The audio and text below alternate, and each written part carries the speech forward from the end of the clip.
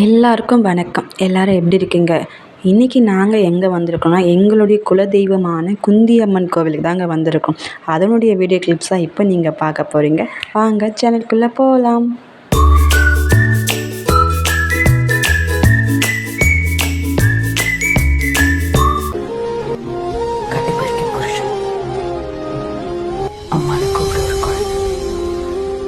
எல்லா சொந்த பந்தங்களும் சேர்ந்து அந்த அம்மாவுக்கு பொங்கல் வச்சு பூஜை பண்ணி அந்த அம்மனுடைய ஆசீர்வாதம் வாங்குறது தாங்க.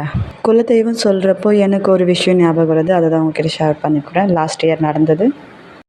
லாஸ்ட் இயர் என்ன ஆச்சுன்னா, இது போல் தாங்க எல்லாருடைய தட்டும் எல்லா குடும்பங்களுடைய தட்டும் இங்கே வச்சு அந்த அம்மாவுக்கு பூஜை நடந்துட்டு இருந்துச்சு. பூஜை நடக்கிற வரைக்கும் நான் அங்கே தான் இருந்தேன். பூஜை நடந்து முடிஞ்சிட்டுக்கப்புறம் எல்லோரும் பெரியவங்களாம் போய் லைனாக வாங்கிக்கிட்டோம். நம்ம சின்னவங்க நம்ம லாஸ்ட்டாக போய் நம்ம தட்டை எடுத்துக்கலாம்னு சொல்லிட்டு நான் தள்ளி வெளியே வந்துட்டேங்க. அம்மா, தாயே, என் புருஷன், என் குழந்த, நான் எங்கள் 3 பேருக்கும் நோய் நொடி இல்லாத வாழ்க்கை கொடுமா அப்படின்னு வேண்டிக்கிறது நிற்கிறதுக்குள்ளே முதலால் என் தட்டு என் கைக்கு வருது எங்கள் பெரிய மாமியார் மூலமாக. ஒரு செகண்ட் நான் என்ன நினைக்கிறதுன்னு தெரியாமல் நான் அப்படியே நின்னேன்.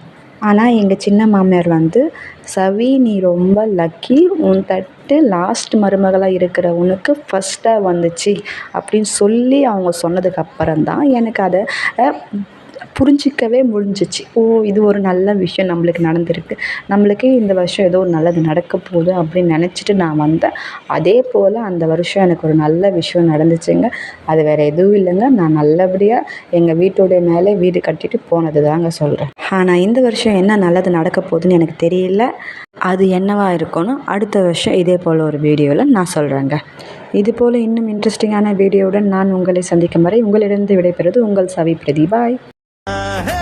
குலதெய்வம் கோயிலுக்கு குடும்பத்தோட போங்க, நலமெல்லாம் சேரும் நல்ல பூச போட்டு வாங்க, நிலமெல்லாம் நீ சேரும் கருவெல்லாம் சிசுவாகும்,